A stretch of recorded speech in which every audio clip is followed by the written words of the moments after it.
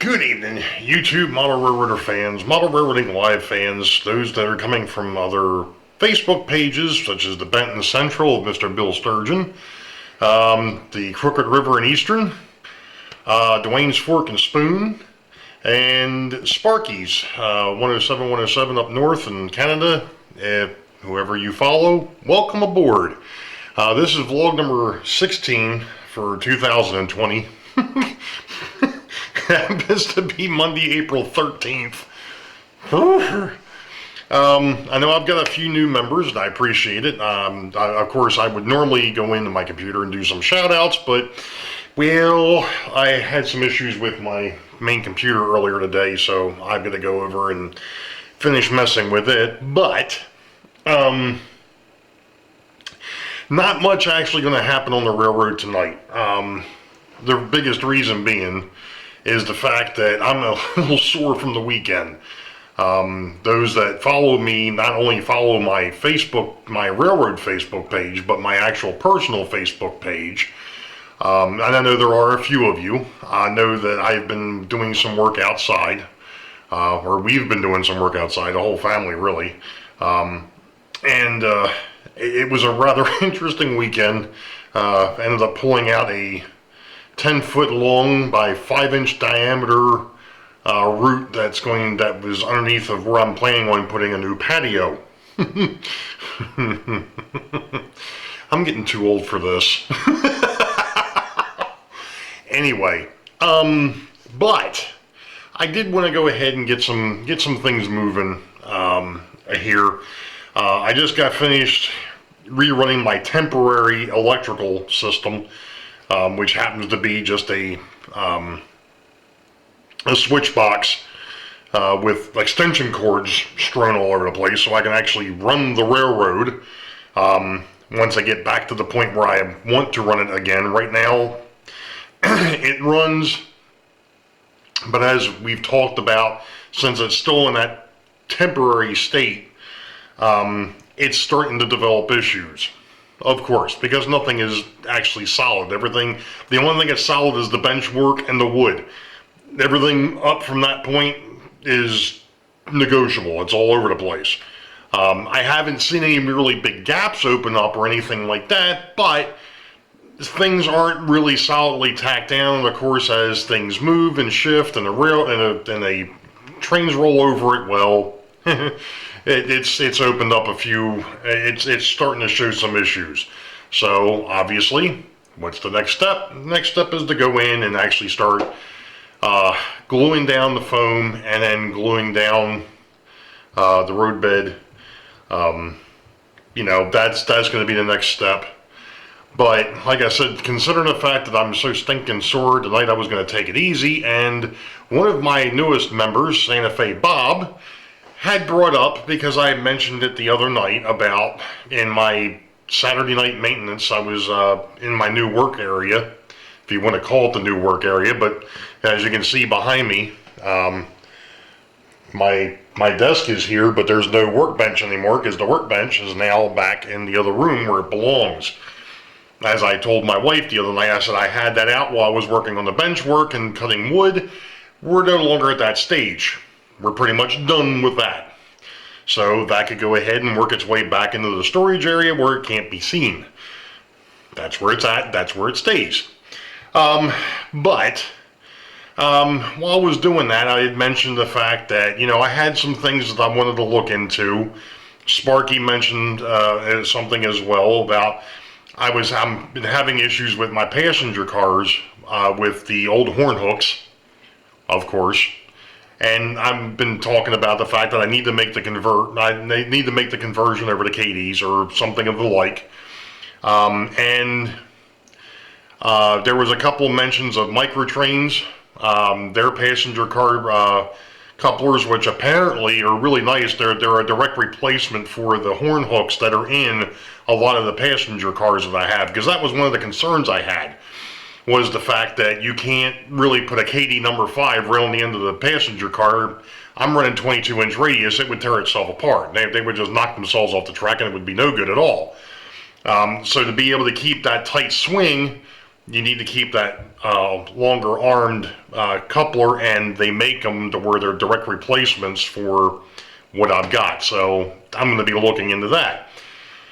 One of the other things that I mentioned was, you know, I need to convert, you know, the freight cars over to KDs as well. And a lot of my freight cars are truck mounted. Again, not a good idea, especially if you're backing things. And I've noticed it years ago, the last couple of years with my old layout, trying to back up a train, if you didn't have the cars in the right order, if you had a real heavy car at the end of the train and you tried backing up, it didn't work very well. So I want to go ahead and I want to get off of the truck mounted couplers and go over to body mounts. And I also want to go ahead and work on the weighting of the cars, take them up to NMRA standards, so that way I don't have to worry about, oh, wait a minute, that car is too heavy, it's going to be at the front of the train, well, that car is too light, it's going to be at the rear of the train. They're all weighted the same, it shouldn't make a difference. And I had talked about the fact that somebody had come up with a neat little gizmo that you went ahead and you put next to the track, or actually it's your test track, and when you parked the car against the coupler height gauge, it told you how many ounces that car was supposed to weigh. So in other words, if you had a 4-inch car, it weighed so much. If you had a 5-inch, weighed so much, 6-inch, so on and so forth. Well, Santa Fe Bob brought up the fact that JMRI does that for you. You tell it how long the car is, it tells you how much it's supposed to weigh. Really? Nice. Wait a minute, JMRI is DCC. And he's like, not necessarily. He says you can use it with DC, obviously, but it doesn't interface with the railroad. Ah, so what did I do today? I went ahead and I downloaded JMRI, and I've started playing with it. Not really getting into some of the stuff, but just messing with it and looking to see what's going on. So I'm going to go ahead and drop the camera here and swing over and we'll show you what's going on. I'll be right back. I really don't know how well this is going to work. It's probably not going to work at all. But I've been, like I said, I've been messing with this and coming up with a few things while I was finishing up work this afternoon. And I've got my staging tracks in for the 2 staging yards. I've got Boeville yard in here. I've got the east I call it the east interchange. That's the tracks that are behind the backdrop, or that go through the backdrop. The RBC manufacturing company, it'll be the fascia flat. And of course, that I happen to think, well, wait a minute, you went ahead and put in all the stuff for the freight cars, you forgot to put the stuff in for the passenger trains, which will stop underneath a Boeville. So I went ahead and put the Boeville passenger stuff in there. Now, I'm sure I'm going to have to go back and play with this a little bit, but that's fine. I'm learning this. This is a neat tool. It really is. I mean, the little that I've gotten to mess with it, it's really going to be nice to mess with. And if you are DC, you know, this isn't that, just as Santa Fe Bob mentioned. I'm going to go ahead and come off of this. But as Santa Fe Bob mentioned, you know, you're not going to be able to interface it really with the railroad. But some of the things that this was one of the things that was actually driving me nuts forethought-wise. And my buddy Big John said, well, you know, if you can come up with and tell me what you want, he says, I'm really good with Excel. He says, I can figure stuff out for you. He says, and we can play with it. I'm like, all right. One of the things is I didn't want a particular engine, let's say engine A, to be, you know, constantly going back and forth north and south, while engine B was sitting idle in the yard all the time. You know, that I want to share the load. I want to spread the wealth a little bit. And not only that, but and of course we may still end up using Excel for this, but one of the other things I wanted to do is if the locomotive was off the layout for some reason, for repair reasons, it wouldn't schedule or won't tell, you know, the dispatcher wouldn't be able to utilize that locomotive. It wouldn't be seen, it would be hidden until it was through its maintenance cycle and was back on the railroad again. I don't know if JMRI will do that or not. I haven't really dug that deep into it yet. But I mean, that's one of the things that we were looking at with Excel. When I was just sitting in there messing with this a little bit, it looks like you can do all sorts of neat things in the background of this. So it's possible that if I have a locomotive that, you know, we're running it, all of a sudden it breaks down, you know, I can go ahead, take it off the layout, and I can go in there and tell the program, hey, by the way, this locomotive is now out of service, assign somebody else, and it'll probably do that. But like I said, that's what we were looking to do with Excel. It was going to be a little bit more tedious and take a little bit more manual intervention, but that's what we were looking at.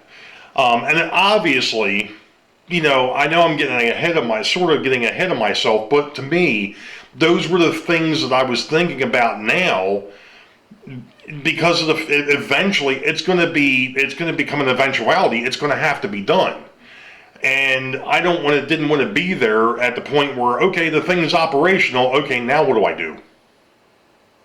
You know, am I sitting there with pencil and paper and playing 52 pickup and trying to figure out what's where and so on and so forth? That's ridiculous.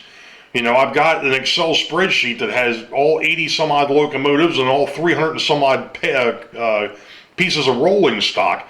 I should be able to utilize that to tell me what the heck's going on, until I found out about JMRI. And, well, now I'm going to have to play around with this. Now, that's one of the things that I haven't really gone and dug into yet. But it certainly would be nice if there was a way that you could import your list of cars, because I've got the AAR, the road name, the road number, the color, you know, I've got all of that on my Excel spreadsheet. It would be nice if there was a way to import something like that into JMRI, so you wouldn't have to go in and put in 500 lines of of stuff. But if that's what it takes, then that's what it takes. You know, I've got nights like this where, you know, I really don't feel like crawling around under the layout or over top of the layout. Well, that'll be a good thing to sit back and let's mess with this and let's see what happens. So, you know, but the neat thing is it'll tell you, you know, you've got how long your tracks are, how many cars you can put on those tracks, you know, and then once you start setting up, you can actually set this thing up. I don't even need to use car cards and weigh bills, because this is going to it'll literally do it for me, which is even cooler. So that means I'm not wasting all that, but, you know, I've got all the car cards in there in one of the boxes underneath the layout. I guess if I really wanted to, I could still use them. But I think from looking at this, it looks like JMRI might take care of part of that too. But, you know, it's something to dig around, something to play around with. So we'll see what happens. But I think for the moment, I think I'm going to stop this thing and I'm going to play around with JMRI a little bit, and we'll see what happens next. So we'll be back. Pardon the arm. Oh, stop.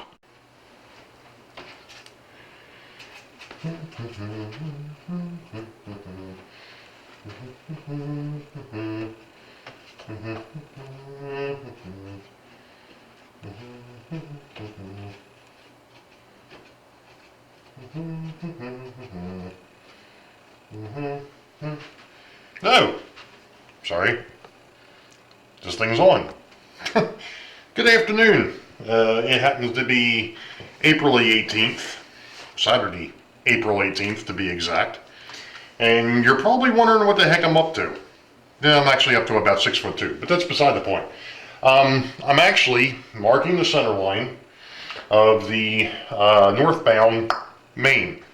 Now, as I was doing this, I happened to remember something that I wanted to bring up. And it's something that this railroad has that's a little bit maybe abnormal. Not like it isn't abnormal as it is. There's marks on the railroad. I'm not sure how well they're going to show up here, but you know what, maybe if I bring the camera a little closer and actually zoom it down here. There we go. Let's see if I can do this without causing too much hate and discontentment. Probably not. I'm probably going to screw things up, but that's beside the point. We can do this. Alright. Hey, there we go. Okay. Now, you see these marks here. Those are so that I remind myself not to solder these two pieces of track. I can solder from, well, it's off screen. Sorry. I can solder from here over, but I don't want to solder this joint or this piece of track or this piece of track. Why?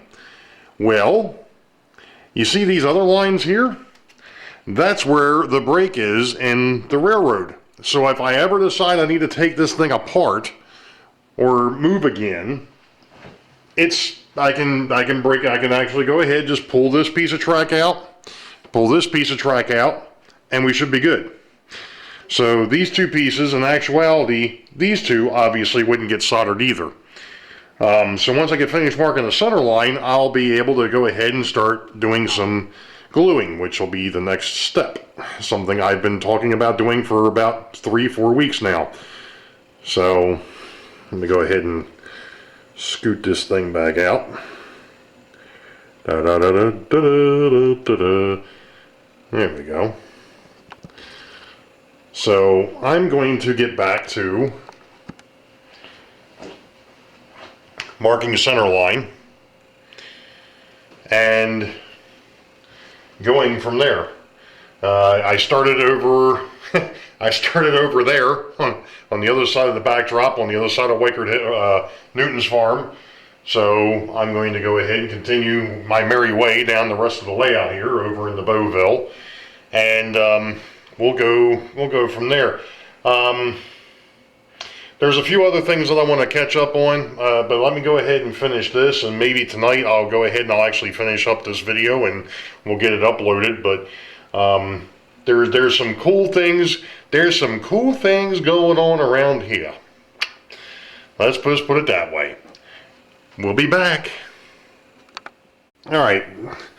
Before I actually finished marking all the track down, I remembered that I wanted to fix the inbound and outbound for the Richmond yard because it looked like a drunk had laid the track and it was just all over the place. It actually was snaking down the back here. So what I just got finished doing was using a straight edge, pretty much straightened it all back up to where it made sense. Now, it's not perfectly straight, but that's fine. It doesn't need to be, straight as an arrow. And reality is, I don't think there's any track out there that's actually perfectly straight. Now then again, nowadays with lasers and everything else, they could probably get it really straight. But one of the things that I did, this was neat. This little metal ruler fit perfectly between the two mains. So after I went ahead and straightened up the southbound main, I went ahead and laid this in between and actually used this to bring the southbound or the northbound main up against it, so that it was the tracks were basically laid the same way. So I'm fairly happy with that. I mean, it doesn't look too bad. I mean, it could be worse. It was worse, to be honest. So, and I also went ahead and straightened out the inbound track to Richmond as well. It was cattywampus. So that's going to be basically it for this vlog. I am going to go ahead and stop it here at this point. Couple of things to note. First, I want to thank, before I go off the air here, I want to thank all my new subscribers. I appreciate you hopping on. I know that some of them come from Sparky107 with his video that he posted yesterday. If you haven't seen that, I'll put a link in it. It's because of the fact that YouTube, for whatever reason, decided to take away the ability for somebody when you're in a live chat. They took away the ability for you to click on that person's name and go to their channel and subscribe to them. I don't get it. So what Sparky did was he set up 2 videos. I still haven't really watched. I still haven't watched the second one. I know about the first one. I didn't watch the second one. But what it is you go in and you comment on the video how many subscribers you have. And if somebody hasn't subscribed to you, they can click on your name there. And you go over and you can subscribe to their channel. If you already have subscribed to them, you can let them know that, hey, I was already a sub. Just over the last couple of days here, I know I've picked up probably about, I think it was like 10 or 12 subs. So thank you very much. I'm not good for doing shout outs. I'm sorry. That's my mind doesn't work like that. I'd have to sit there and start writing stuff down because otherwise it's in one ear and out the other. Let's see, what else did I want to touch on here real quick? Oh, I happened to realize the other night too that my old intro video is still running for when I had the 11 foot by 13 foot layout. So I am going to be updating that intro video, and there's going to be some other changes coming as well. I know that everybody keeps pestering me, hey, you need to get into live shows, Yeah, okay, I get it, I understand, not a problem. I'll try to get into as many as I possibly can. And I know a few folks have actually requested that I do more than just a once a month. I have been doing some fill-in. I did fill-in for Rodney the other night, as you all know. I actually did a live show, not really a live show, just a live chat last night. On the 17th. It was just one of those things. I was just down here messing around and thought, you know what, the heck with it. I'm just going to fire up the camera. Let's go. So, you know, there may be more of that coming. I don't know. I can tell you this, and that is right now the schedule is going to stand that once a month. Actually, the last Sunday of the month, 8 o'clock Eastern, Sidetrack Sundays with yours truly. So, you know, and to be honest, folks, if you're on YouTube and you're in YouTube and you've got all your subscriptions, look over it, because on the right hand, that left-hand side, it'll tell you if somebody's got a live show. If you didn't get a reminder or an alert that they were doing one, I've noticed that on that left-hand side with the subscribers, that if there's a live show, it'll put them up top. Just like if there's new content, they go ahead and they put them up towards the top, and they'll put a dot next to it. So keep your eyes open, keep an eye open for that. So, you know, in these times right now with the showstopper out there, this is what we've got, and this is what we're doing. So you all know the deal. Wait for the highball. Green tracks ahead. Be safe. God bless. We'll catch you all next time. See ya.